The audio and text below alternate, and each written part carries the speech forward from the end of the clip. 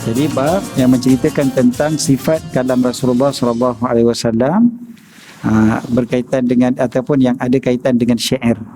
Kalau kita perhatikan kan sebelum daripada ni kita baca tertawanya Rasulullah. So bila tertawa dia ada kaitan dengan gurauan. Kemudiannya gurauan pula. Gurauan ni adalah satu perkara yang keluar daripada perkataan. Jadi bab yang berikutnya cerita pula tentang syair sebab dia ada kaitan dengan perkataan, dengan bersembang, dengan berbual. Jadi apa yang cara Nabi SAW bercakap. Alhamdulillah, alhamdulillah rabbil alamin, bihi nasta'in. Salatu wassalamu ala sayyidina wa habibina wa syafi'ina maulana Muhammadin al-amin wa ala alihi tayyibin wa ashabihi al-akramin wa azwajihi al-tahirati ummahatil mu'minin wa man tabi'ahum bi ihsanin ila yaumiddin. Subhanaka la ilma lana illa ma 'allamtana innaka antal alimul hakim. Allahumma inna nas'aluka as-sidqa fil qawl wal ikhlasa fil amal. Allahumma amin, amma ba'd.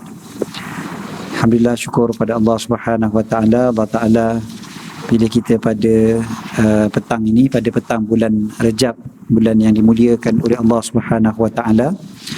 Kita doakan mudah-mudahan kita mendapat keberkatan bulan Rejab dan bulan Syaban, sampaikan kita ke bulan Ramadan. Allahumma amin. Bulan Rejab selain daripada disunatkan banyak berpuasa, selain daripada itu kita juga digalakkan untuk banyak istighfar, minta ampun banyak-banyak pada Allah Subhanahu wa taala atas segala macam salah silap kita, supaya mudah-mudahan Ramadan nanti kita akan dapat masuk ke Ramadan tu dalam keadaan suci, dalam keadaan lebih semangat untuk kita melakukan amal ibadah, insya-Allah. So hari ini insya-Allah kita akan sambung lagi pengajian kita daripada kitab Syama'ilul Muhammadiyah. Hari itu kita bincang tentang bagaimana Rasulullah sallallahu alaihi wasallam adanya ketawa, bersenda gurau, kan? Memang kita dapati bahawasanya Nabi sallallahu alaihi wasallam juga memang seorang yang boleh bergurau, pandai bergurau. Cumanya kita juga disebutkan bahawasanya gurauan tu bukan maknanya memanjang gurau aja kerja, kan? Bukannya Nabi sallallahu alaihi wasallam asyik lah buat lawak aja, kan? Macam sebahagian daripada kita kan suka melawak, sampai kadang-kadang nak tunggu dia cakap serius pun lambat sikit. Kita kalau apa dengar dia cakap tu kita kena tapis dulu. Ni melawak ke betul ni? Sampai kalau dia cakap benda sedih pun kita jadi macam kan, macam tak boleh nak percaya sangat. Memang ada yang begitu, kan? Tapi Nabi SAW ada bergurau tapi tidaklah berlebihan dan bukanlah selalu, bukanlah sentiasa, bukanlah setiap hari. Lagi-lagi sebagai seorang guru memang dia perlu ada apa yang dipanggil sebagai karisma, dalam bahasa Arab dipanggil haibah. Dia ada kehebatan dia. Jadi dia tak bolehlah terlampau banyak sangat bergurau, sebab gurau ni dia akan menghilangkan kehebatan seorang guru, kan? Okey, kita pergi pada bab yang seterusnya, bab yang ke-37, betul kan? Bab maja'a fi sifati kalami Rasulullah SAW fi syi'ri, syair pula, kan? Okey. Jadi bab yang menceritakan tentang sifat kalam Rasulullah sallallahu alaihi wasallam berkaitan dengan ataupun yang ada kaitan dengan syair. Kalau kita perhatikan kan sebelum daripada ni kita baca tertawanya Rasulullah. So bila tertawa dia ada kaitan dengan gurauan. Kemudiannya gurauan pula. Gurauan ni adalah satu perkara yang keluar daripada perkataan. Jadi bab yang berikutnya cerita pula tentang syair sebab dia ada kaitan dengan perkataan, dengan bersembang, dengan berbual. Jadi apa yang cara Nabi SAW bercakap. Jadi bila kita sebutkan tentang syair, syair ini adalah yang dimaksudkan dekat sini ni adalah kata-kata yang tersusun, yang tersusun di atas wazan yang tertentu. Okey, maksudnya bila kita sebutkan tentang syair, syair ni bukan Kalau baca bahasa Melayu kan, bahasa Melayu kan syair lain kan. Syair bahasa Melayu yang ada berlagu semua tu kan. Syair dalam bahasa Arab dia tak ada lagu, dia bukan berlagu, dia tak mesti berlagu, tetapi dia ada wazan ni apa terjemah bahasa Melayu dia ada peraturan-peraturan dia tertentu lah sebenarnya ceritanya. Dia perkataan-perkataan tu, tapi perkataan-perkataan tu dia ada suku kata yang terhad dan ada bentuk susunan yang tertentu. Dia bukan main cakap macam tu je. Dia kalau macam pantun kan, bahasa Melayu sebenarnya dia syair ni dia irah-irah kepada pantun juga sikit. Sebab pantun kita ni dia ada pembayang dengan apa? Maksud. Membayang dengan maksud. Tapi kalau syair dia tak ada begitulah. Apa dia? Bait. Bait tu adalah kalau kita kata satu bait, maknanya satu baris daripada syair tu. Okey. Kalau macam poem kan, poem dia lagilah tak banyak sangat peraturan kan. Poem dia macam loose kan, dia agak loose kan. Kalau syair bahasa Melayu dia tak terikat sangat kan. Kalau sajak macam mana? Sajak pun tak terikat mana pun kan. Sajak pun tak terikat. Yang agak terikat dalam bahasa Melayu pantun. Dan juga gurindam kan. Dia ada terikat dengan peraturan-peraturan. Tapi beza dia adalah dia tak ada pembayang lah. Tapi dia ada peraturan-peraturan dia. Dia ada suku kata yang tertentu yang perlu diikuti. Biasanya kalau syair ni kadang dekat ujung dia sama. Ujung sama kan, macam pantun kan kita ada ujung sama kan. Tapi dia bukan 2 baris ke 3 baris ke 4 baris ke, kadang dia sampai 10 baris ujung boleh sama. Itu syair juga. Tapi dia bukan ujung je. Daripada awal tu pun dia ada cara-cara dia. Susahlah kita nak terjemahkan, nak terangkan sebab dia memerlukan kepada ilmu bahasa lah, ilmu sastra Arab. Tapi itu yang dimaksudkan dengan syair dekat sini supaya tak dipahami syair itu dengan syair Melayu tu. Itu je lah. Okey.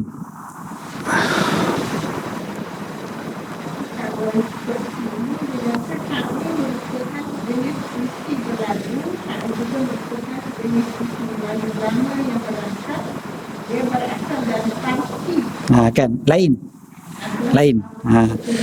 Terjemahan tadi apa? Syair adalah puisi berlagu kan. Itulah kita kata lain. Itu kita kata terjemahan ni kita tak boleh ikut terjemahan bahasa Melayu. Sebab syair dalam bahasa Melayu adalah puisi berlagu. Atau satu lagi apa?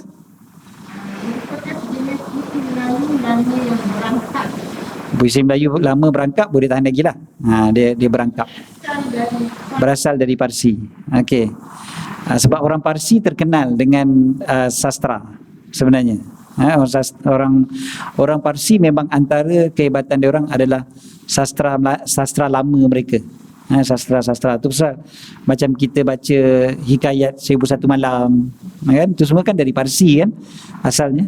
Jadi dia memang orang Parsi ni terkenal dengan pandai bercerita. Jadi tapi syair yang kita maksudkan sini dia bukan berlagu dia bukan seperti mana yang kita faham dia mesti berlagu. Jangan pula kita faham Nabi SAW syair, Nabi pun ada berlagukan syair juga. Kita lagukan syair, dia bukan lagu tetapi dia adalah perkataan-perkataan yang memang kita kata puisi yang ada susunan kata yang tertentu lah. Okay. Contohnya Nabi SAW ada sebut tak apa, nanti kita akan baca contoh dia sebenarnya. Nanti kita akan baca contoh-contoh dalam kitab kita. Dan syair ni kalau kita perhatikan Nabi SAW disebutkan dalam Al-Quran sebagai wa ma huwa bisyair, baginda bukan seorang penyair. Jadi macam mana pula tiba-tiba kita baca dalam kitab kita kata Nabi SAW pun ada syair juga ke? Jadi macam mana? Ada tak hanya Nabi SAW ada syair ke tidak? Itu kita akan bincangkan dalam tajuk ni. Nabi SAW bila bercakap tu sastranya terlampau ada susun kata yang tersusun sangat-sangat ke ataupun macam mana. Jadi kita baca satu persatu hadis ni, nanti kita akan nampak. Ada 9 hadis dalam bab ini. So yang pertama sekali, bismillahirrahmanirrahim. Qala al-Imam Tirmidzi rahimahullah wa nafa'ana bi fid dharain amin. Qala haddatsana Ali ibn Hujr haddatsana Syarikun 'anil Miqdam ibn Shuraih an abihi an Aisyah radhiyallahu anha qalat qila laha hal kana Rasulullah sallallahu alaihi wasallam yatamathalu bi syai'in min asy-syi'ri qalat kana yatamathalu bi syi'ri ibni Rawahah wa yatamathal bi qawlihi wa ya'tika bil akhbari man lam tuzawwid. Okey. Jadi daripada Syuraih, daripada Sayyidatina Aisyah radhiyallahu taala anhu. Syuraih ni sahabat Nabi SAW. Dia kata Miqdam bin Syuraih daripada ayahnya. Ayah dia Syuraih lah. Jadi Syuraih ni seorang sahabat. Dan Syuraih ni dia kata Sayyidatina Aisyah pernah ditanya. Bukan dia yang tanya. Ada orang tanya. Ada orang tanya pada Sayyidatina Aisyah. Maksudnya dia duduk kat situ, dia dengar lah. Orang tanya pada Sayyidatina Aisyah, adakah baginda Rasulullah sallallahu alaihi wasallam pernah mengungkapkan sesuatu dengan syair ataupun daripada syair? Ada tak Nabi sallallahu alaihi wasallam yang bila bercakap tu Nabi sallallahu alaihi wasallam menggunakan perumpamaan daripada syair? Yatamatsalu, sebenarnya yatamatsal bukan semata-mata mengungkapkan tetapi mengambil perumpamaan daripada syair. Orang Arab dia bila nak bercakap sesuatu, kadang-kadang dia biasa je, dia cakap satu poin dulu, lepas tu dia kata seperti mana yang dikatakan oleh syair. Maka dia pun bacakan syair tu. Jadi seperti mana tu penguat hujah kepada apa yang dia nak cakap tadi. Dalam bahasa Arab, kalau dia belajar, kalau kita sebutkan tentang perkataan-perkataan, tentang nahu dan sebagainya pun, dia akan gunakan syair sebagai hujah. Okey. Jadi ada tak Nabi SAW bila bercakap, Nabi bagi perumpamaan tu dengan syair. Okey. Maka ditanya begitu kepada Sayyidatina Aisyah. Begitu jugalah okey, kemudiannya Sayyidatina Aisyah jawab, kana yatamatsalu bi syi'ri ibni Rawahah. Kana yatamatsal. Bila disebutkan kana yatamatsal, terjemah dia baginda pernah mengungkapkan ataupun baginda ada sebahagian waktu pernah buat begitu. Maknanya bukan sentiasa lah. Bukanlah Nabi SAW sentiasa menggunakan syair, tapi Nabi pernah mengungkapkan dengan ungkapan syair. Sebutkan sini syair Ibnu Rawahah. Syair Ibnu Rawahah ni maksudnya apa? Syair Ibnu Rawahah adalah sahabat Nabi SAW. Nama beliau adalah Abdullah Ibnu Rawahah. Abdullah Ibnu Rawahah ni memang sahabat Nabi SAW yang pandai bersyair. Beliau masuk Islam tahun pertama hijrah dekat Madinah. Beliau orang Ansar, orang Khazraj. Nabi SAW hijrah, maka baginda beliau antara yang awal masuk Islam, memeluk Islam bila jumpa Nabi SAW. Dan beliau juga banyak berperang dengan Nabi SAW. Dan dalam sejarah Islam, kalau kita tengok Abdullah ibnu Rawahah ni memang terkenal sebagai salah seorang penyair untuk Islam dan untuk Nabi SAW serta para sahabat. Abdullah bin Rawahah, Sayyidina Hasan, Sayyidina Ka'ab, ini antara nama-nama yang mereka biasa mengungkapkan kata-kata yang indah, dengan ungkapan-ungkapan mereka yang sedap didengar dan boleh memberi semangat. Contohnya ketika peperangan, waktu peperangan, biasa saja diorang ni akan maju ke depan ataupun akan bercakap untuk bagi semangat kepada orang, tapi bukan dengan cara pidato. Dia bukan berpidato, tetapi dengan bahasa-bahasa yang indah, tapi memberi semangat kepada para sahabat Nabi SAW. Itu memang biasa. kan? Jadi Abdullah ibn Rawahah memang salah seorang yang selalu begitulah, memang peranan dia begitu. Dan kemudiannya disebutkan dan mengungkapkan dengan perkataannya, wa yatamassal biqaulihi wa ya'tika bil akhbari ma lam tuzawwad, akan datang kepadamu dengan berita-berita daripada orang yang kamu tidak berikan bekalan perbelanjaannya.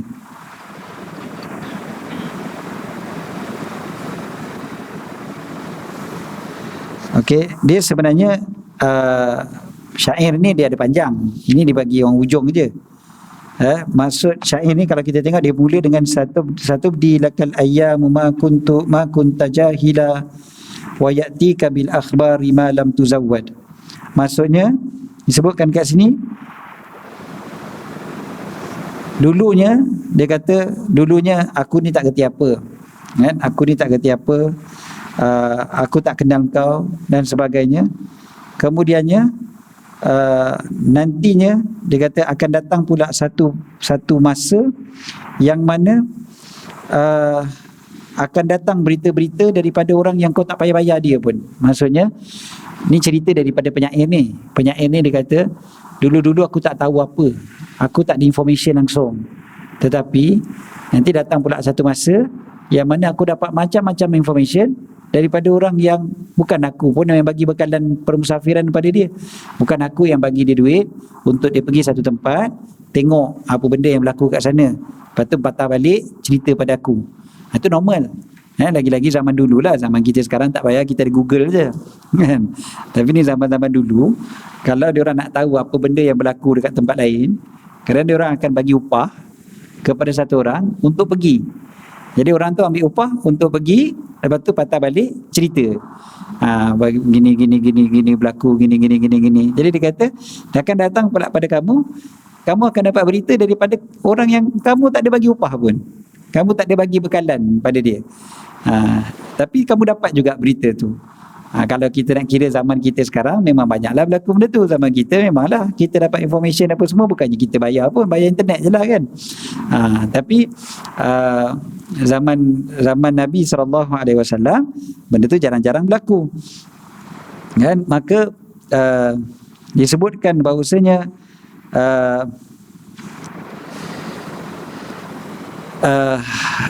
dalam syair ni memang boleh berlaku perkara-perkara yang akan datang. Maknanya cerita macam tu je lah. Benda ni akan datang, akan jadi begini-gini, tak apalah. Tapi apa pengajaran daripada hadis ni sebenarnya? Adakah Nabi SAW tidak bersyair langsung? Nabi SAW sendiri pernah sebut, ma ana bisyair, aku bukan seorang penyair. Habis macam mana pula Nabi SAW pun ada quote daripada syair? Jadi disebutkan oleh para ulama, maksudnya kat sini adalah Nabi SAW tidak menyusun kata-kata yang indah untuk, maknanya for the sake of cantikkan bahasa tu semata-mata. Nabi SAW tak buat begitu. Kalau orang yang menyusun syair ni memang dia bertujuan begitu, kan? Memang dia punya intention tu nak bagi kata-kata tu, okey, ni kena macam ni, ni kena macam ni, ni kena macam ni. Kalau macam kita berpantun, kan, kita memang akan cari betul-betul dia punya pembayang dengan maksud tu, ujung dia tu biar sama betul-betul.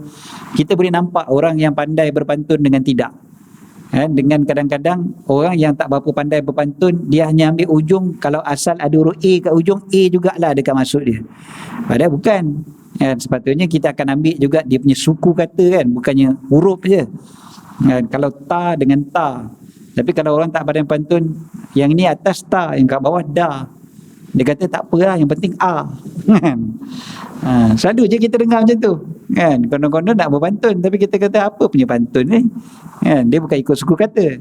Tambah pula kalau orang lagi pandai lagi dia punya pantun, yang dekat tengah pun suku kata sama, kan, bukan dekat ujung je, kan, dekat tengah tu. Pulau Pandan jauh ke tengah, Gunung Daik bercabang 3. Apa dia? Hancur badan, kan. Dia ada dan dengan dan, kan. Pulau Pandan dengan hancur badan. Jadi dia cuba samakan juga yang tengah, bukan yang ujung je. Tapi dia punya perbuatan tu dengan sengaja, kan. Dia dengan usaha Dia fikirkan, okey, apa ayat yang best, apa perkataan yang best macam ni, nak bagi best lah kan. Tapi Nabi SAW bila berbicara, bila sebutkan ma ana bisyair, aku sendiri tak ada buat macam tu.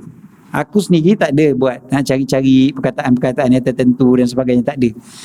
Tapi Nabi SAW ada ambil syair orang lain dan Nabi ungkapkan, ada. Ataupun perkataan yang keluar daripada Nabi SAW itu memang berbentuk syair, tetapi bukan dengan tujuan untuk bersyair.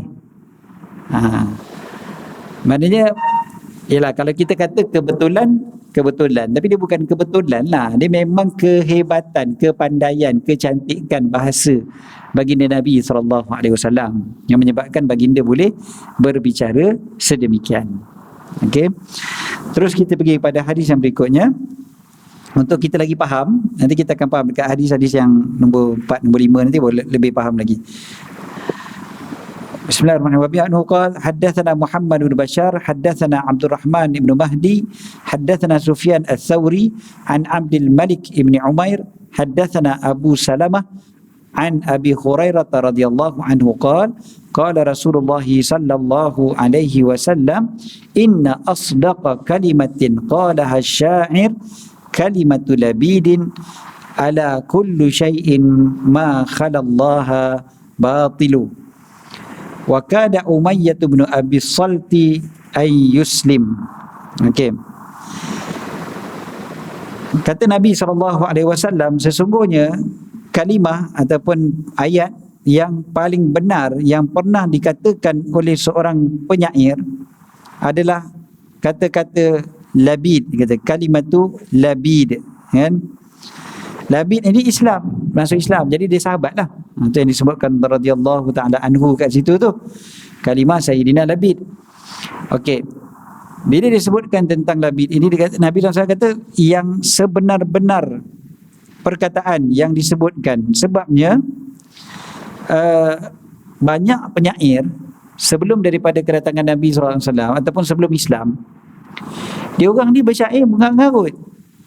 Dia orang asal bahasa dia orang cantik je dah cukup lah, walaupun kadang-kadang mengarut, kadang-kadang dia punya tujuan dia pun salah. Dia orang nak bergaduh pun syair juga, berperang pun ada syair juga. Macam dia orang punya ni sama-sama orang jahiliah ni, cerita orang jahiliah kan. Memang dia orang suka syair. Jadi Nabi SAW kata sesungguhnya perkataan yang benar, paling benar sekali, memang ini bukan ngarut, yang dikatakan oleh seorang penyair, iaitu yang dikatakan oleh Labid. Dan Labid ini dia memang seorang penyair besar pada zaman jahiliah di kalangan orang Arab. Dia memang penyair agung. Cumanya bila dia dah masuk Islam, dia tak bersyair dah. Dia tak buat dah apa-apa baik syair, langsung tak ada. Langsung tak ada. Walau satu baik pun tak ada dah. Sebab apa? Dia kata yakfini al-Quran. Sudah mencukupi untuk aku Al-Quran. Al-Quran dah cukup dah untuk aku. Indahnya bahasa Al-Quran, indahnya ayat Al-Quran, sampai dah cukup dah aku dah tak payah nak syair-syair dah. Dah tak ada nilai dah syair aku. Sebab dah ada Al-Quran. Ini Sayyidina Labid. Jadi apa kata beliau? Beliau kata, ala, ingatlah ataupun ketahuilah, kullu syai'in ma khalallahu batilun. Apa sahaja perkara selain daripada Allah akan binasa. Akan binasa. Kan dalam Quran pun Allah Ta'ala sebut kullu syai'in halikun illa wajhah. Dan semua benda akan binasa kan.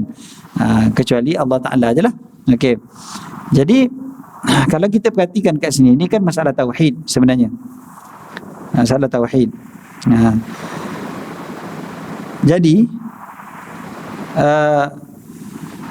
masalah ni adalah, ataupun perbahasan ni, walaupun dia kata dia sebut sebelum Islam lagi, tapi benda tu betul. Itu yang Nabi SAW kata. Nabi SAW beritahu dia ni syair, tapi syair dia paling betul sekali. Jadi walaupun dia cakap tu sebelum Islam lagi, dia dah sebut dah. Dia kata apa saja selain daripada Allah akan binasa. Tapi bahasa dia tu bahasa yang sedap lah, kan? Bukanlah bahasa macam tu. Dia ala kullu syai'im ma khalallahu batilun. Okey. Kemudiannya disebutkan, sampaikan Umayyah bin Abi Salt ini hampir-hampir nak masuk Islam. Dia dengar bahasa syair siapa nama Sayyidina Labid tadi. Umayyah Ibn Abi Salt ni dia kafir tapi bila dia dengar syair tu, dia hampir masuk Islam. Sebab yalah, orang zaman jahiliah tu mereka tahu nak appreciate syair. Tambah pula lagi bila dia dia ni percaya kepada adanya hari kebangkitan. Umayyah Ibnu Abi Salt ni dia percaya. Dia kata ada, kita ni nanti kita semua akan mati dan kita akan dibangkitkan. Cumanya bila Islam sampai, dia tak diberi taufik oleh Allah untuk masuk Islam. Dia ni berbeza dengan orang kafir lain. Orang kafir, orang Arab jahiliah, dia orang tak percaya pada kebangkitan. Kan dia orang kata, kita dah mati dah jadi tulang, habis dah. Dah jadi tulang, takkan boleh nak dihidupkan balik. Yang dalam Quran banyak kali disebut benda tu kan. Jadi takkanlah kita dah mati dah jadi tulang akan dibangkitkan balik. Tapi berbeza dengan dia ni, Umayyah Ibn Abi Salt ni, dia percaya adanya hari kebangkitan. Tetapi dia tak masuk Islam. Kesian dia. Okey. Kemudiannya dia memang kiranya orangnya orang yang cerdik lah. Tetapi dia tak masuk Islam juga. Walaupun Nabi SAW maknanya mengakui juga bahawasanya dia ni orang yang cerdik, orang yang pandai bersyair pun dia pun pandai bersyair juga. Kan? Tetapi dia tak dapat Islam. Okey. Sampai mati dalam keadaan kafir. Ya. Cuma Nabi SAW nak sebut tadi apa dia? Nabi kata dia pun hampir lagi nak Islam. Hampir je nak Islam. Tapi tak masuk Islam juga. Kan? Okey.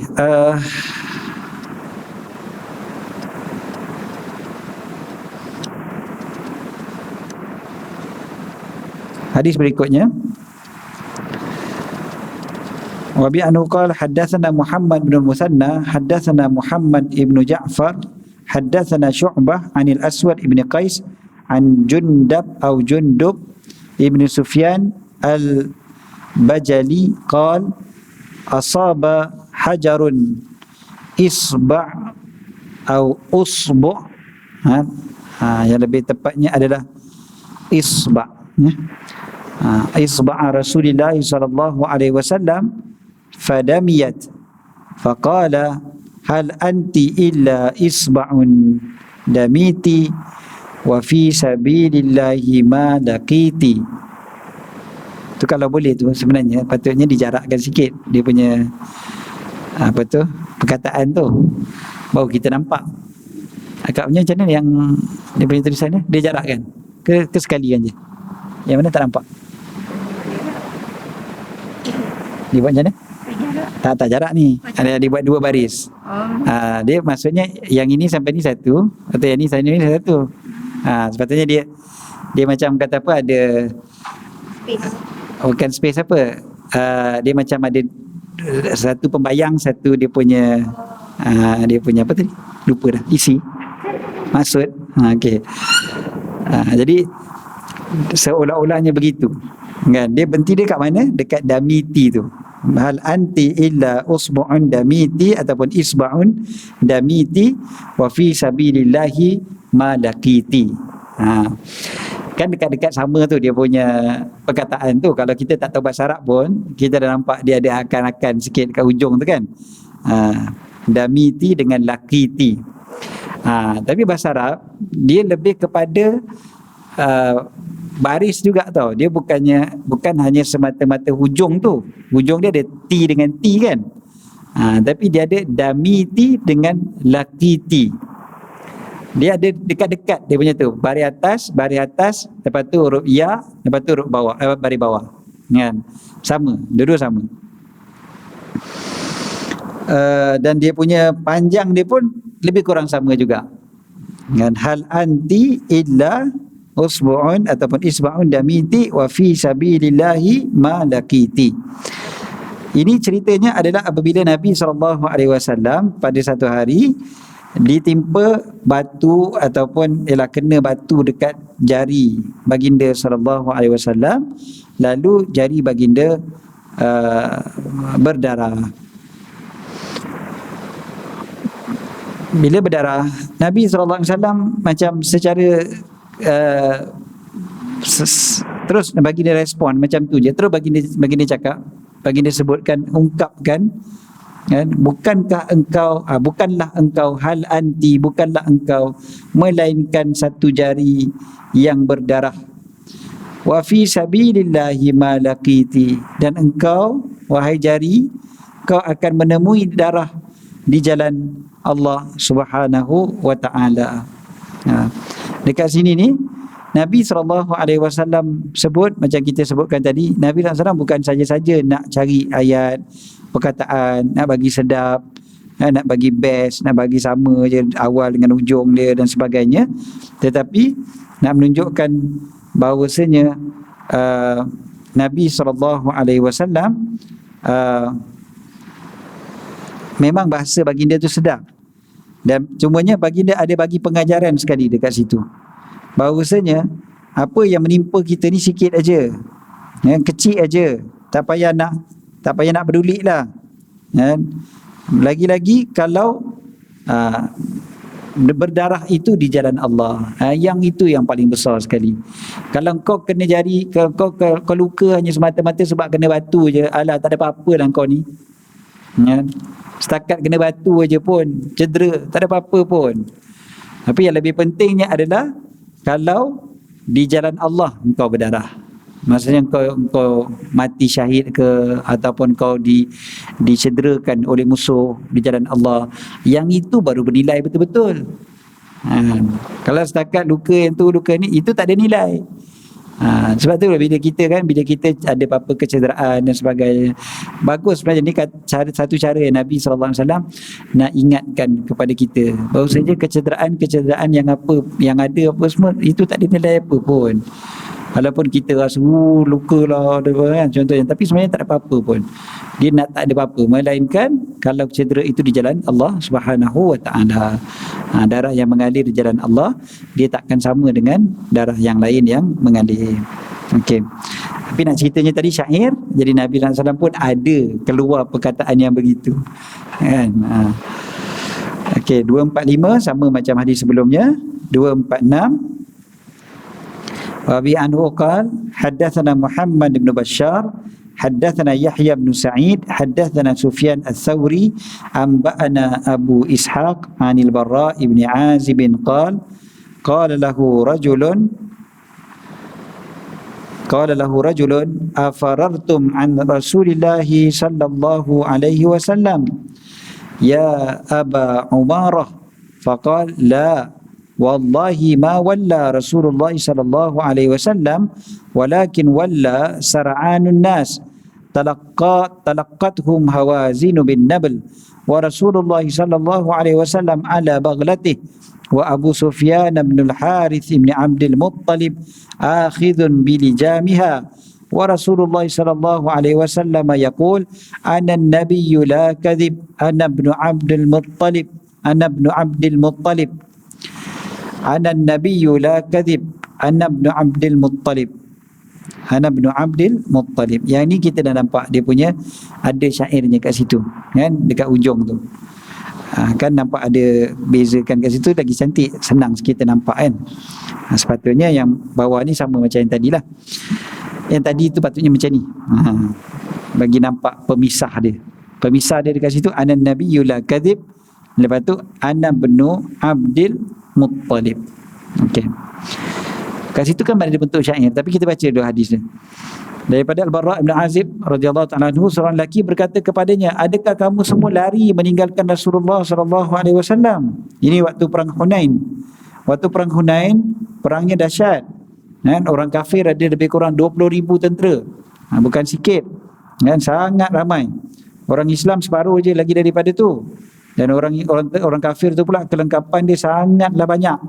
Manakala orang Islam daripada 10,000 tentera tu hanya jalan kaki, kan? Memang lemah Kalau ikutkan dari segi fizikalnya lemah. Tetapi akhir sekali orang kafir tu orang kafir kalah lah ceritanya. Tapi nak ceritanya adalah ditanya, adakah korang nak tinggalkan Rasulullah dalam perang ni, korang nak lari ke? Jadi beliau menjawab, tidak demi Allah, baginda pun tidak pernah berpaling. Ma walla Rasulullah sallallahu alaihi wasallam. Kita tak lari, kata, kita tak lari. Bahkan Rasulullah sallallahu alaihi wasallam pun tak ada berpaling. Tetapi adalah orang yang terburu-buru berpaling. Ada walla sar'anun nas. Kan ada orang-orang yang kelang kabut nak berlari ataupun berpaling daripada Islam. Ni biasanya orang yang baru masuk Islam waktu tu. Waktu perang Hunain ni ada di kalangan tentera ni, di kalangan orang yang baru masuk Islam. Jadi bila nampak macam tentera musuh banyak sangat ni apa semua, dia jadi lari, dia jadi tak tentu arah. Jadi dia berpaling. Pengecut lah. Sebab Islam tak masuk betul-betul lagi, iman tak masuk lagi dalam hati diorang. Diorang masuk baru Islam dah, baru masuk Islam. Jadi diorang masih takut-takut lagi. Kalau para sahabat yang dah besar-besar, yang hebat-hebat ni lain. Diorang memang dah, iman tu memang dah mantap betul dalam hati diorang. Jadi sebut, tak, kami tak berpaling, Rasulullah tak berpaling, tapi ada beberapa orang yang terburu-buru berpaling. Kan? Talaqathum Hawazin bin Nabal. Tetapi mereka dicegat oleh puak Hawazin dengan panahan anak panah. Dicegat dicegat dalam bahasa Melayu apa maksud dia? Kalau kata talakat ni ditemukan sepatutnya. Dah terjemahan akaknya dah. Apa dia? Perang? Diserang. Dalam tu diserang. Okey. Saya tak tahu dicegat tu apa. Tapi kalau bahasa dia macam ni, kalau bahasa yang indah sikit kata disambut dengan anak panah. Okey, bukanlah sambut welcome tapi disambut. Kan? Kalau saya terjemah, saya akan letak disambut. Jadi maknanya dia nak lari kan? Dia nak lari, nak berpusing daripada Rasulullah SAW. Sekali tengok Hawazin ni serang balik dia orang ataupun sambut dia orang dengan anak panah. Sebab kabilah Hawazin ni adalah kabilah yang terkenal dengan pandai memanah. Jadi bila lari pun kau lari dah kena perangkap dah. Ada musuh yang menunggu kau dengan anak panah. Tapi apa yang berlaku adalah selepas daripada itu Allah Ta'ala turunkan ketenangan kepada Nabi SAW, para sahabat. Semuanya diturunkan ketenangan. Jadi lepas dapat ketenangan itu, mereka pun beroleh kemenangan. Ketenangan datang daripada Allah SWT. Wallazi anzala sakinah. Allah lah yang menurunkan ketenangan. Kemudian disebut, dan waktu itu Rasulullah SAW di atas bagal. Rasulullah SAW ala baglatih, di atas bagal baginda.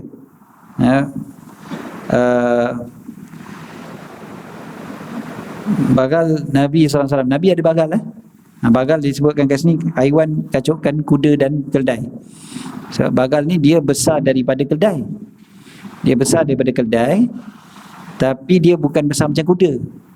Dia memang antara keldai dan kuda. Dia macam panjang. Kan macam kalau keldai kan dia panjang sikit kan. Tapi keldai ni tak panjang sangat. Bagal dia akan lebih panjang lagi. Dia lebih besar daripada keldai. Keldai kecil je biasanya. Keldai kepala dia yang besar. Dia punya badan dia tu biasa je. Tapi bagal memang dia lagi besar lagi. Dia besar daripada keldai, kecil daripada kuda. Jadi sampai kat Piramli dia kutuk orang bagal. Ada bagal, orang Melayu tak ada. Kan? Orang Melayu kalau nak kutuk orang lembu, tak ada kan. Kerbau untuk boleh lagi. Tapi dia tiba-tiba bagal. Okey. Itu dia ambil Arab lah tu. Sebab memang biasa je orang Arab kutuk orang dengan perkataan bagal. Dia sama ada bagal ataupun himar. Dia kalau nak hina orang biasa disebut gitu, himar. Ya himar. Maknanya himar maknanya keldai. Oi keldai. Macam itulah. Tempat kita keldai pun tak ada. Jadi tempat kita nak kutuk orang, oi lembu. Macam tu je lah. Jadi bukanlah benda yang baik benda tu tak baik dalam Imam Ghazali siap cakap lagi benda tu antara dosa, dan ulama bila syarahkan kalam Imam Ghazali kata bahkan 2 kali dosa. Kata kenapa 2 kali dosa kalau kita panggil orang bagal, himar apa semua? Dia kata sebab satu kita menghina orang, satu lagi dosa apa? Bukan, satu lagi dosa menipu. Dia bukan bagal, dia orang. Jadi berdusta dengan perkataan. Okey, tak apalah. Jadi Nabi SAW ada bagal. Memang Nabi SAW naik atas bagal, dan bagal Nabi SAW pun ada nama bagal Nabi adalah Duldul. Dia kita menamakan binatang ni biasa je. Nabi SAW pun menamakan binatang-binatang baginda. Unta baginda ada nama, kuda baginda ada nama, bagal baginda ada nama. Jadi tak ada masalah. Kita ada kucing, ada apa nak namakan kan? Namakan, tak ada masalah. Cuma nama ni disebutkanlah oleh para ulama, nama tu biar sesuai lah dengan binatang. Jangan nama binatang kita namakan dengan nama Nabi. Itu tak sesuai lah. Tanya nama kucing kau apa? Ibrahim. Sudah kan? Tak sesuai lah. Janganlah letak nama Nabi dekat binatang. Macam ni kan, Dul. Okey lah kan.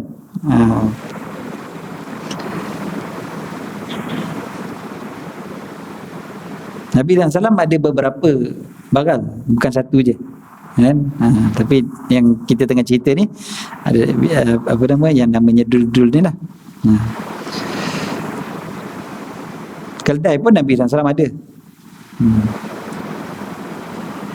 Dalam satu riwayat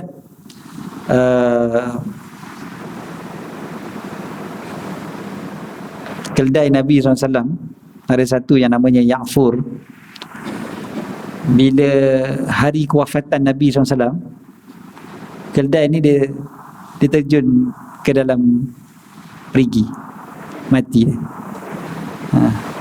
dia macam sedih. Dia sedih, dia tahu kewafatan Nabi SAW, jadi dia terjun dalam perigi. Keldai tak apalah, dia tak ada dosa kan. Manusia kalau buat macam tu dosa lah, dosa besar kan, bunuh diri.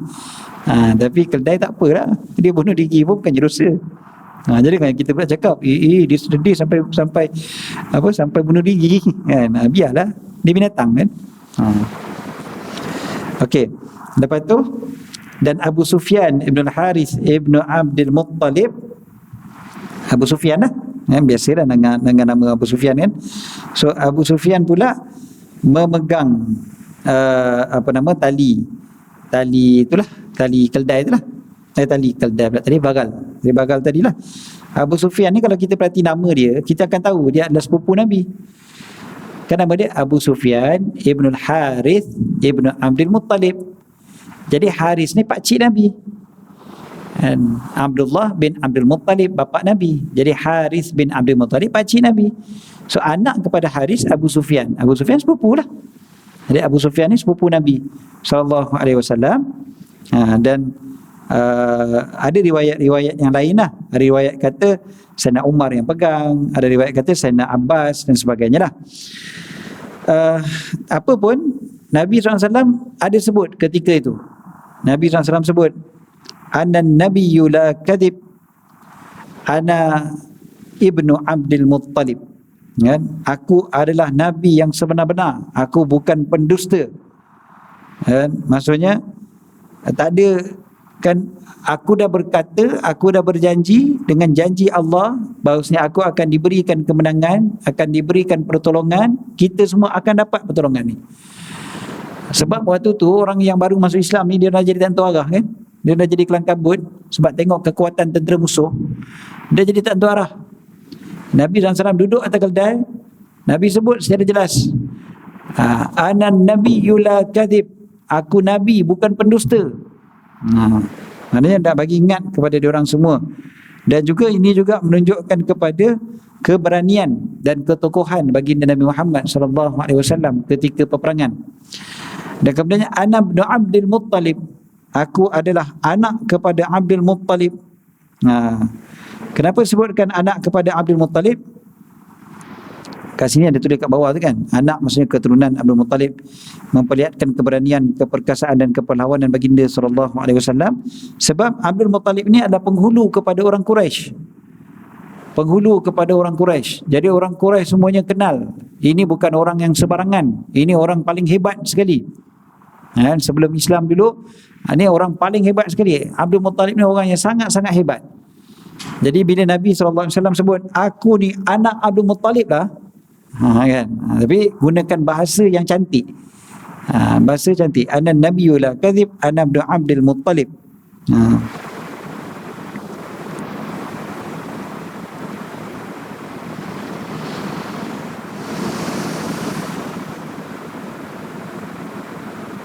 Beliau tak sebut aku anak Abdullah, kan? Sebab walaupun bapa Nabi SAW namanya Abdullah, tapi beliau sebut aku anak Abdul Muttalib. Sebabnya Abdul Muttalib yang terkenal. Semua orang semua kenal Abdul Muttalib. Abdullah bapa Nabi SAW meninggal muda. Kan Abdullah meninggal sebelum Rasulullah lahir lagi. Baru je kahwin. Sayyidatina Aminah mengandung. Lepas tu Abdullah meninggal kan. Ya, Abdullah ni meninggal muda. Jadi dia tak sempat terkenal. Beliau tak terkenal, bukan nama beliau ni tak terkenal pada di kalangan orang Arab, kabilah-kabilah Arab yang jauh-jauh semua tu tak kenal Abdullah. Tapi kalau sebut Abdul Muttalib, ni orang hebat. Jadi bila sebut aku anak Abdul Muttalib, okey, hebat. Dahsyat ni. Macam tu. Okey. Ini juga salah satu daripada perbahasan yang kita disebutkan, dan semalam pun saya disebutkan benda ni dekat dalam satu kuliah saya. Saya kata kita ni boleh berbangga-bangga, boleh berbangga apabila perlu kat sini maksudnya nak melawan musuh ataupun nak menguatkan semangat orang lain untuk melawan musuh. Sebab tujuan dia adalah menegakkan kalimah Allah. Jadi ketika tu memang tak ada masalah untuk disebutkan perkara-perkara yang walaupun nampaknya macam belagak, tapi Nabi SAW bukan seorang yang belagak. Nabi seorang yang sangat tawaduk. Habis kenapa Nabi SAW sebut aku anak Abdul Muttalib? Nak bagi semangat kepada para sahabat, lagi-lagi para sahabat yang baru masuk Islam. Itu tujuannya. Jadi kalau tujuannya betul boleh, tak ada masalah. Contoh apa namanya ni, tadi dekat telefon kebetulan kan. Contoh banyak dari tadi kebetulan. On the way ni tadi saya bercakap dengan satu orang dalam telefon. Saya lalu dekat tol, saya lalu kat RFID. Okey. Kereta saya okey je, kereta depan tak okey. Kereta depan ada masalah. Sekejap, lepas tu okey lah. Kereta saya pun okey je lah. Lepas tu orang cakap RFID ni tak bagus lah. Teruk lah. Selalu tak detect lah. Belum gini-gini. Saya jawab simple je. Saya dah pakai RFID ni 3 tahun dah. Dia kata, dah pakai 3 tahun dah. Jadi macam okey kan. Maksudnya apa? Dia kata saya dah pakai RFID ni 3 tahun, okey je. Bagus sangat. Tak ada masalah pun. Tak ada masalah. Kalau orang lain ada masalah, adalah masalah. Tapi saya dah pakai 3 tahun, tak ada masalah. Bunyinya macam ada belagak sikit kat situ. Bunyinya macam ada belagak. Kan, tapi nak ceritanya, jangan kita berlaku tak adil sampai kita nak burukkan pukul rata semua sekali. Kan? Sampai kita rasa macam memang tak bagus, semua tak bagus. Padahal banyak je yang bagus, banyak je pengalaman orang lain pun bagus je. Saya sembang dengan kawan-kawan yang dah pakai 3 tahun, semua kata bagus. Ya, saya selama pakai 3 tahun ni, satu kali je saya pernah tak lepas dekat tu, sebab saya terlaju sikit. Ya. Bila saya bawa dengan pelan dekat tu, tak pernah dia kata tak detect. Tak pernah. Sekali je sepanjang 3 tahun. Bayangkanlah. 3 tahun pula bukan sebulan sekali je saya lalu tol. Kan? Kita orang Lembah Kelang kan, memang hari-hari jumpa tol. Jadi tak ada masalah. Tu nak contohnya saya dah sebut. Kadang-kadang kita terpaksa cakap tu macam bunyinya macam belagak. Kan? Tapi ada tujuannya yang betul, maka tak ada masalah. Selagi mana bukan belagak, memang sungguh-sungguh belagak lah. Ataupun macam seorang mak cakap dengan seorang anak. Kadang-kadang mak tu memang kena angkat diri dia sikit. Nak bagi anak tu diam, nak bagi anak tu dengar. Kan? Anak nak lawan macam dia pandai sangat. Jadi kadang-kadang mak keluar juga perkataan-perkataan yang, kalau orang dulu dia kata apa, ingat mak makan garam lebih dulu dari kamu. Walaupun perkataan tu dah tak sesuai dah sekarang kan. Nanti anak tu jawab balik, patutlah mak dah tinggi kan. Tapi tapi nak ceritanya kan, bunyi itu sebenarnya bunyi macam angkat diri lah kan. Sebenarnya tu nak angkat diri lah. Mak makan garam lebih awal daripada kamu. Alah, mak tahulah semua benda ni, gini. Terpaksa lah kan, untuk nak menundukkan orang yang ketika itu dia sendiri tak perasan dia takabur. Itu disebutkan takabur di hadapan orang yang takabur itu boleh. Maknanya kalau orang tu takabur, kita takabur balik. Itu boleh. Tapi kita bukan nak mengangkat diri kita. Kita nak menahan dia daripada terus takabur. Itu tak ada masalah. Okey, jadi kat sini Nabi SAW tentu sekali lah tujuan baginda. Baginda memanglah tujuan betul semua kan. Tapi kat sini tujuan baginda adalah untuk memberikan semangat kepada tentera-tentera Islam yang lain. Dan juga melemahkan tentera musuh.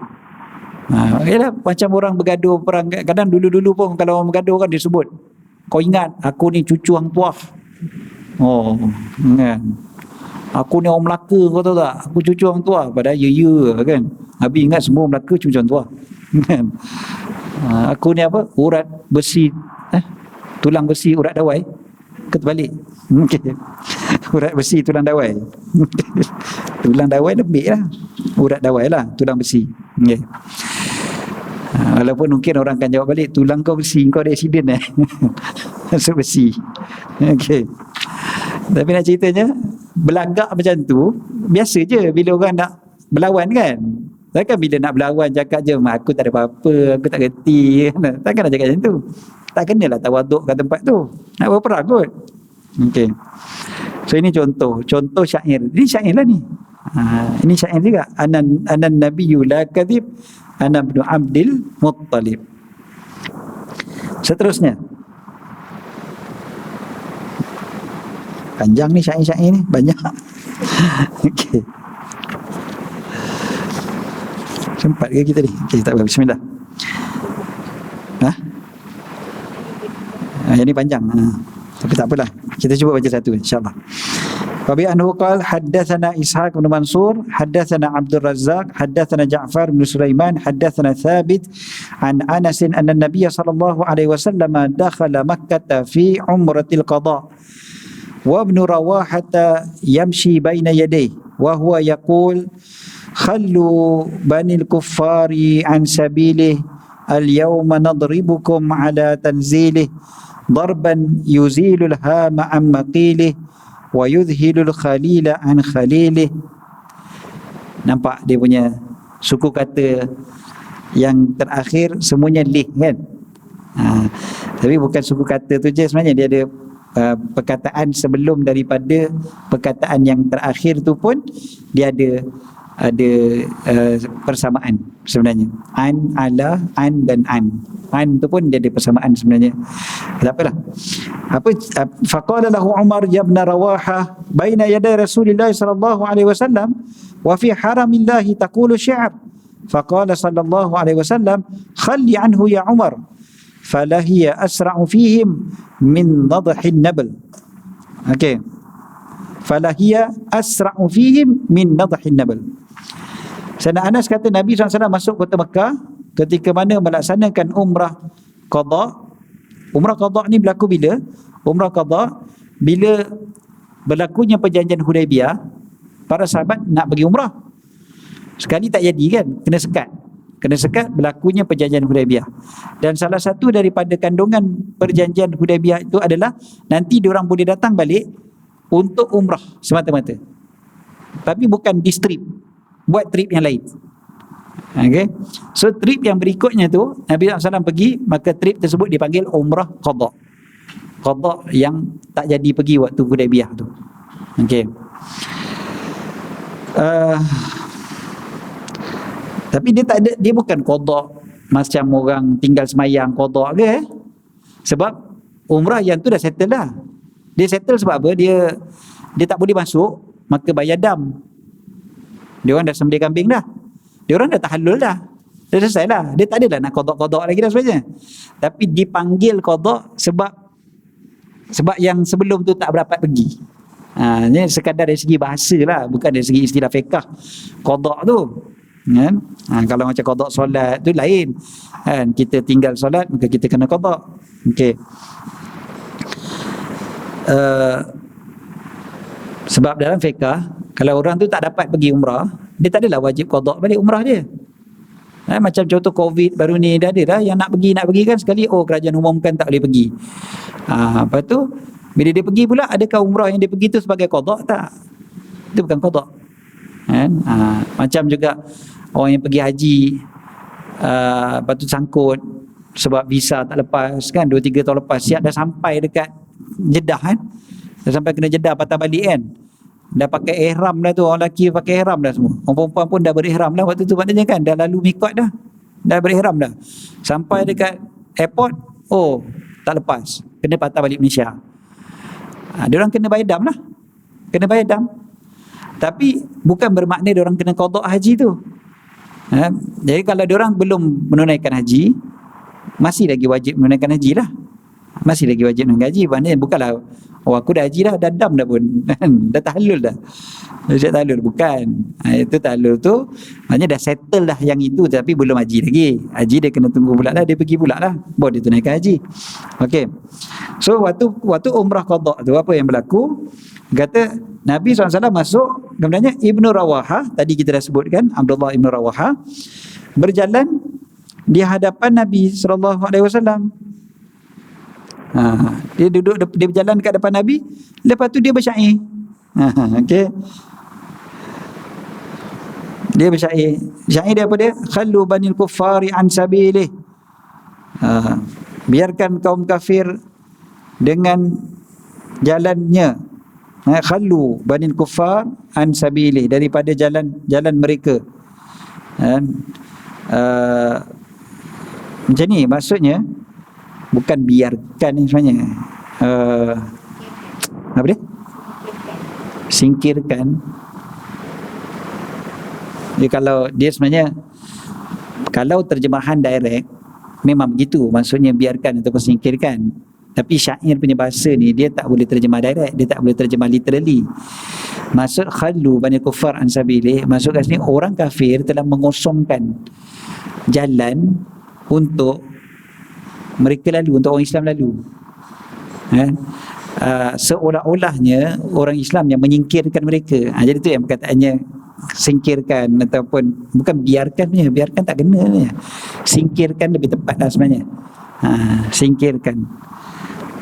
Maksudnya sebabnya waktu orang Islam pergi ke umrah qada tu, orang kafir dia takut juga tau. Tapi dalam perjanjian ni memang dah bagi, dia kata okey, kami akan bagi orang Islam masuk tanpa diapa-apakan, tak akan jadi perang. Jadi diorang buat apa?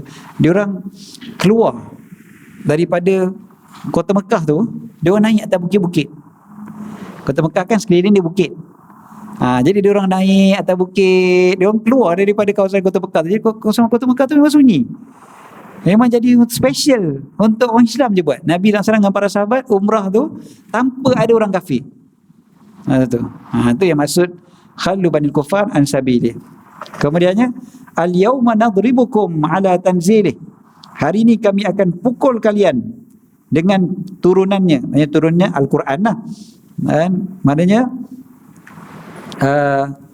kalian ni akan dicederakan, ataupun kalian akan kami akan tunjukkan kepada kalian, ataupun kalian akan dikalahkan dengan turunnya Nabi SAW di Mekah, ataupun dengan Al-Quran yang diturunkan.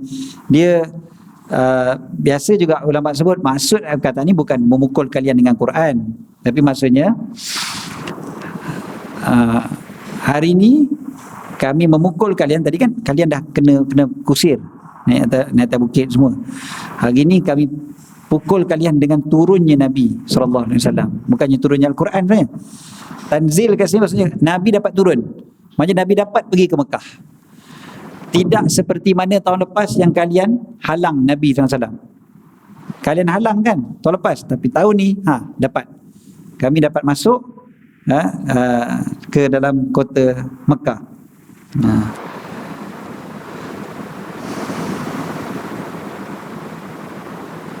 Maknanya kalau dia kata, kalau kalian nak langgar perjanjian, kalau kalian nak mungkir janji pada perjanjian yang kita dah buat hari tu, kami akan serang kalian.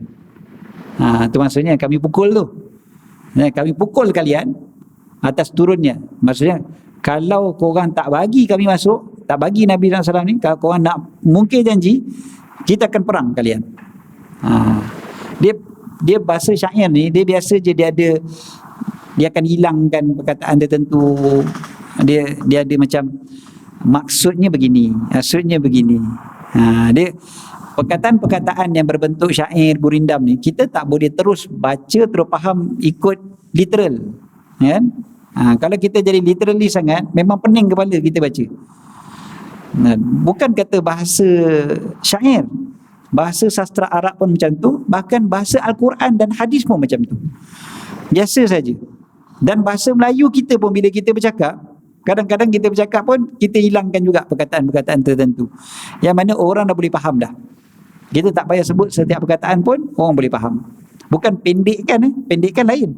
Hendak jadi nak tu pendek. Tapi ada je perkataan-perkataan kadang kita tinggalkan perkataan tetapi orang faham apa benda kita nak cakap.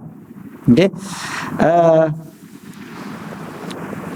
Itu jugalah maksud yang jadi viral Ustaz Muaizat bercakap baru ni. Kalau Nabi jalan belah kanan, ulama jalan belah kiri, ikut belah kiri tu, orang kalau faham bahasa secara literalis, memang dia akan jadi kelang kabut dah, pening kepala. Tapi kalau kita faham bahasa tu kan, itu kan perumpamaan. Jalan kanan, jalan kiri, maknanya perumpamaan, bukan benda literal. Jadi bila dah namanya perumpamaan, maka kita kena faham dulu lah apa maksud perumpamaan tu. Maka disebutkan kat situ, maksudnya kalau Nabi SAW bercakap satu benda, hadis secara zahir, tapi ulama syarahkan berbeza dengan yang secara zahir, maka ikut apa yang ulama syarahkan. Walaupun apa yang Nabi SAW cakap tu mungkin berbeza daripada yang kita faham secara zahir. Antara yang kita faham dengan Nabi, dengan yang para ulama faham, baik para ulama faham, kan? Sebab para ulama tu ikut Nabi SAW juga, akhirnya sampai pada Nabi SAW juga, cuma dengan jalan yang kita rasa kita tak nampak. Tapi rupa-rupanya itu yang betul. Contohlah, Nabi SAW ikut jalan kanan, Nabi kahwin 4, lebih daripada 4. Nabi kahwin sampai 9 orang, contohnya 11 orang. Takkanlah tiba-tiba ada orang lelaki dia kata, ulama kata tak boleh lebih daripada 4. Tak ada, aku ikut Nabi. Nabi jalan kanan, ulama belah kiri, aku ikut kanan. Jadi kahwin lebih daripada 4 tak apa. Boleh ke? Tak boleh, haram. Haram. Kan? Bukan semua benda yang Nabi SAW buat tu kita boleh ikut. Bukan apa yang Nabi SAW cakap semuanya memang bertepatan dengan apa yang kita faham. Itu maksudnya. Syair lagi lah macam ni. Okey lagi. Darban yuzilul hamma ammaqilih. Pukulan yang akan menghilangkan mimpi daripada tempat tidurnya. Asalnya ataupun dimaksudkan juga pukulan yang akan menghilangkan tengkuk daripada tempatnya. Alham maksudnya kepala. Ham maksudnya kepala, menghilangkan kepala daripada tengkuknya. Itu maksud sebenarnya.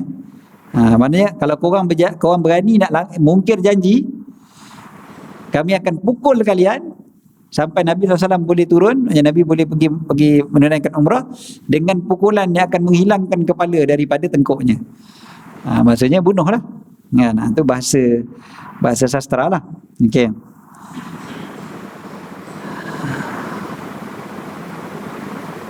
Kemudiannya wa yuzhilul khalila an khalilih, dan akan dilupakan seseorang daripada kekasihnya. Yuzhil maksudnya memergikan, bukan melupakan. Maksudnya apa namanya ni, habislah orang jadi kelang kabut, sampai orang yang sayang satu sama lain pun jadi dah lupakan dah kekasih dia, ataupun dah hilang, pergilah daripada kekasih dia. Maknanya orang tu walaupun disayang, katalah suami isteri sekalipun, tapi sebab kami serang, suami pun akan tinggal isteri, isteri pun tinggal suami, ataupun matilah. Mati pun pergi juga, meninggal juga. Tapi dia tak sampai mati pun, kat sini maksud yuthil ni maknanya dia memergikan seseorang daripada kekasihnya. Kekasih pun akan tinggalkan kekasih dia bila kami pukul. Ni bahasa, betul lah kita kata syair Abdullah bin Rawaha ni, dia syair yang memberi semangat, syair yang memang dahsyat, syair perang ni. Tapi syair begini, Sayyidina Umar macam tegur lah. Sayyidina Umar kata, wahai Ibn Rawaha, di sisi baginda Rasulullah SAW dan di tanah haram pula lagi, kan nak masuk Mekah dah waktu tu, macam ni punya tempat, punya mulia dekat depan Nabi SAW, kau boleh bersyair lagi? Itu maksudnya, kau boleh baca syair lagi kat sini, nak tunjukkan bahawasanya macam tak patutlah kau kat sini ni, tak payahlah nak bersyair-syair bagai. Sebab syair ni bukan benda yang baik dah kalau tujuan dia tak baik, lagi-lagi nak berperang dan sebagainya, menyebabkan orang jadi benci, orang sakit hati. Sebab syair dia kan dalam bentuk sakitkan hati orang. Kan tentera musuh kan akan sakit hati bila dengar. Tapi maka Nabi SAW mengatakan apa? Khali anhu ya Umar, wahai Umar, biarkan dia. Sebab apa? Sebab perkataan ataupun ungkapan Abdullah bin Rawahah tadi itu lebih cepat sampai pada hati mereka daripada lemparan anak panah.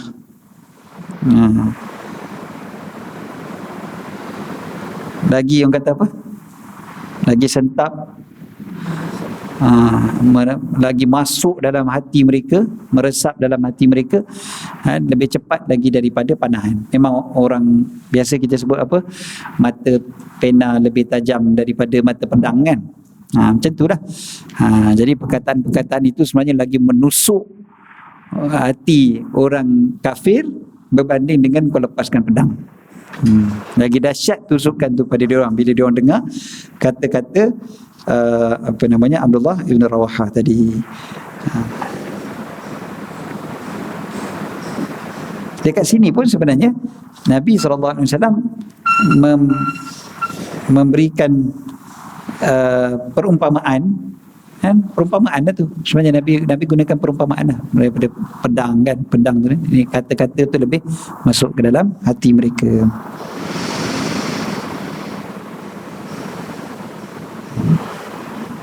Ada juga ulama sebut,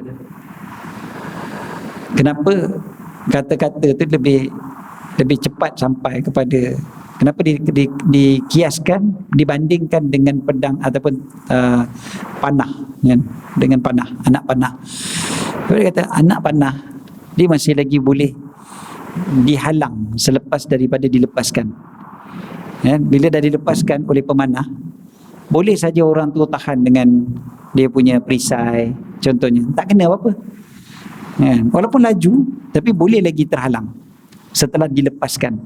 Tapi kata-kata bila dah dilepaskan, mana boleh stop? Lagi laju punya. Kata-kata lagi laju daripada panah. Jadi itu sebab kita ni bila bercakap pun, kata-kata kita ni memang kena berhati-hati. Sebab bila kita dah bercakap, dah tak boleh tarik balik. Orang Melayu kata, telajak perahu boleh diundur, telajak kata buruk padahnya. Ya. Kata-kata ni sama ada yang kita sebut dekat mulut ataupun yang kita tulis.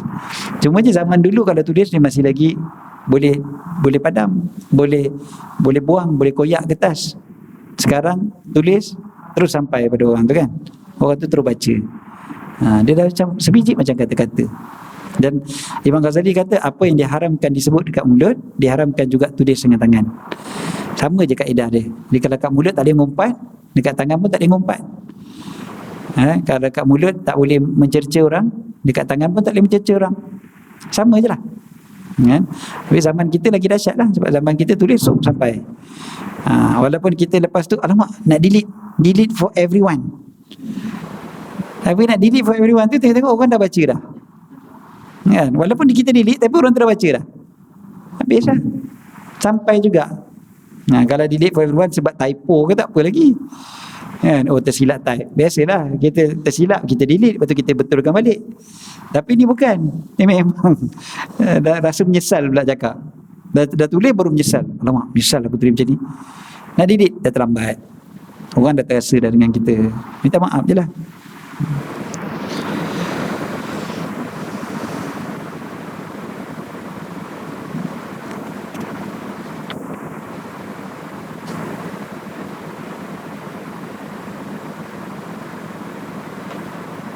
Okey, yang lain-lain ni kita boleh laju-laju je insya-Allah sebab kita habiskan je lah bab ni senang.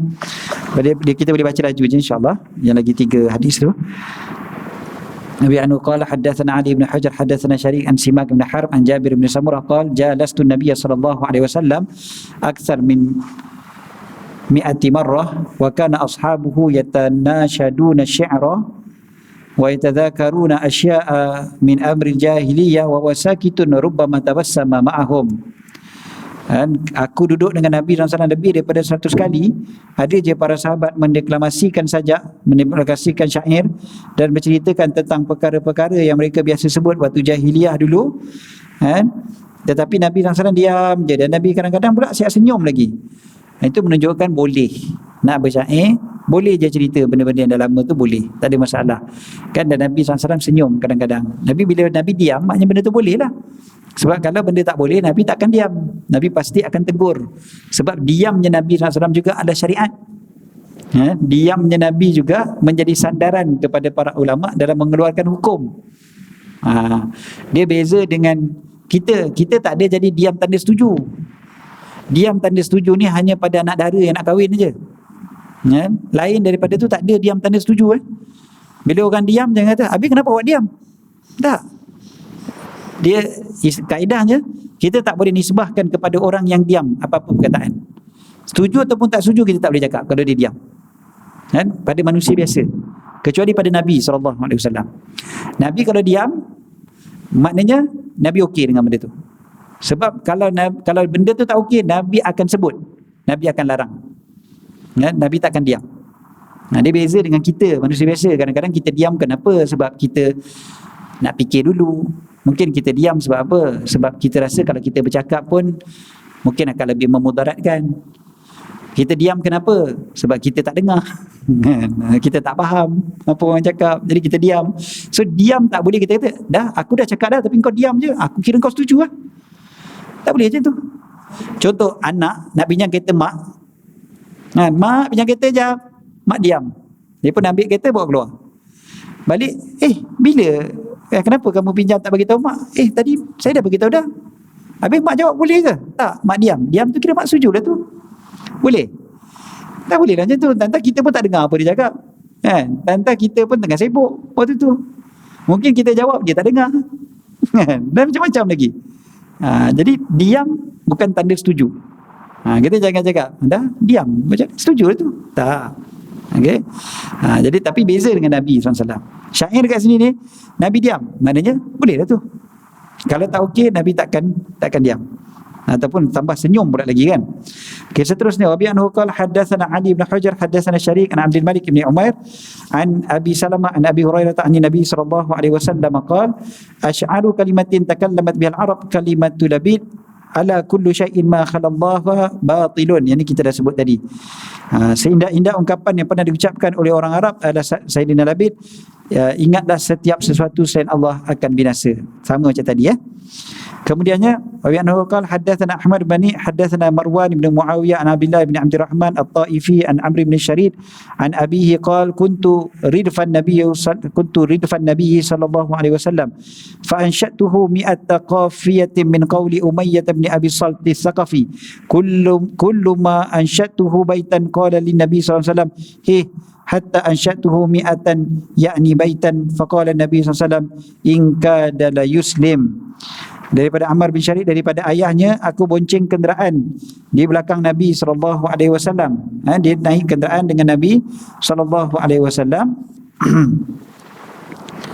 Maksudnya bonceng sama-sama lah dekat sini. Kita panggil apa? Penumpang. Kira dia tumpang kenderaan Nabi. Nabi sallallahu alaihi wasallam naik tunggangan dia naik sekali dengan Nabi, duduk kat belakang. Lepas tu dia duduk belakang Nabi SAW. Kemudiannya dia buat apa? Dia membacakan syair 100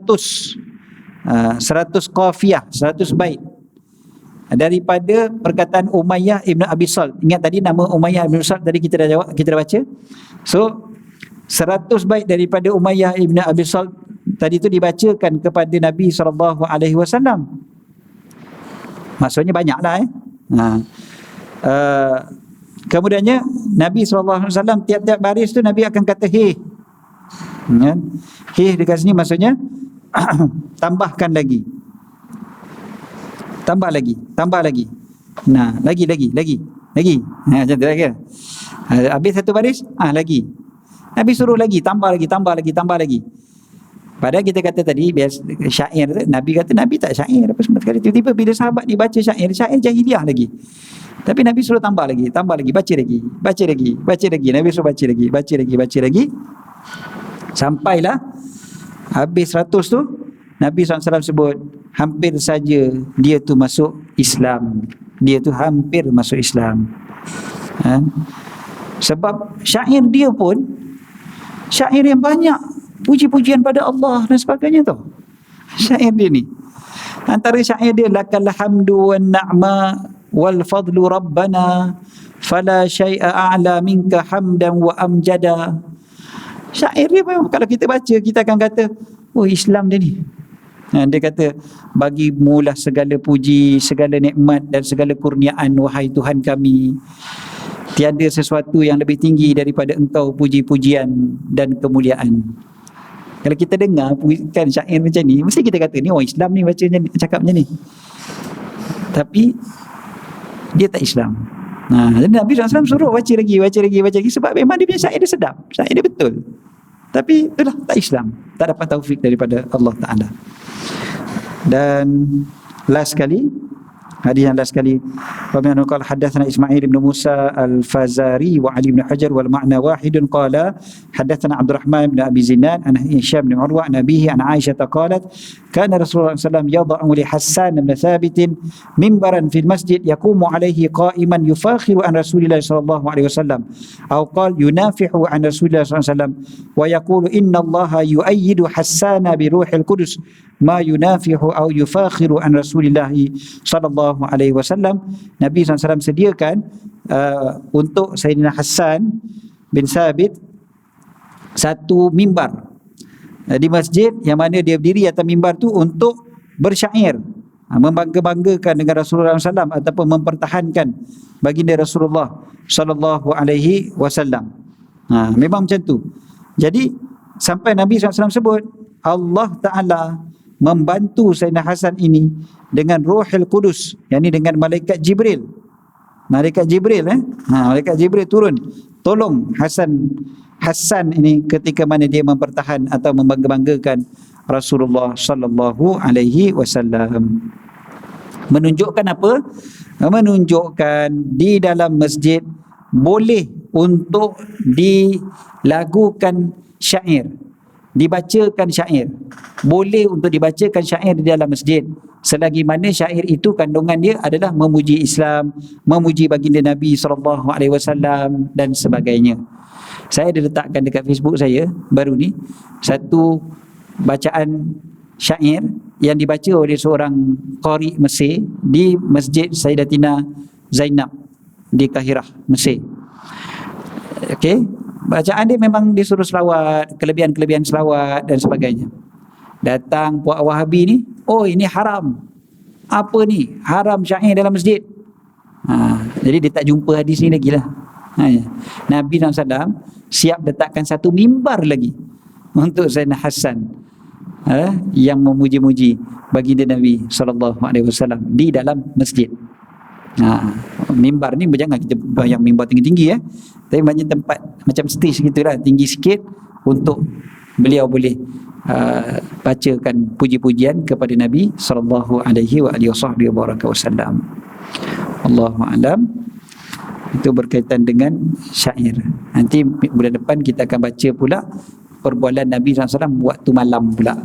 Macam mana pula Nabi SAW berbual pada waktu malam. Okay, wallahu a'lam.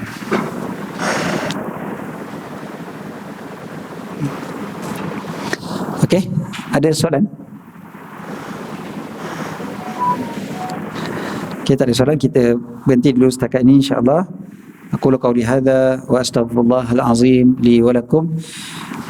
Bismillahirrahmanirrahim. Rabbana anfa'na bima 'allamtana, Rabbi 'allimna alladhi yanfa'una, Rabbi faqihna wa faqih ahlana wa qarabatin lana fi dinina ma'a ahli al-qudri untha wa dhakar. Rabbi waffiqna waffiqhum lima tartadi qawlan wa fi'lan karama warzuqil kulla halalan daima wa akhilla atqiya ulama nahza bil khair nukfa kulla syarr. Rabbana aslih lana kulla syu'un wa akir birridha minkal 'uyun waqdi 'anna rabbana kulla duyun qabla an ya'tiyana rusulul manun waghfir wastur أنت أكرم من ستر وصلاة الله تغشى المصطفى من إلى الحق دعانا والوفاء بكتاب فيه للناس شفاء وعلى الآل الكرام الشرفاء وعلى الصحب المصابيح الغرر. اللهم اهدنا بهداك واجعلنا ممن يسارع في رضاك ولا تولنا وليا سواك ولا تجعلنا ممن خالف أمرك وعصاك وحسبنا الله ونعم الوكيل ولا حول ولا قوة إلا بالله العلي العظيم. اللهم بارك لنا في رجب وشعبان وبلغنا رمضان. صلى الله على سيدنا محمد وعلى آله وصحبه وسلم. الحمد لله رب العالمين.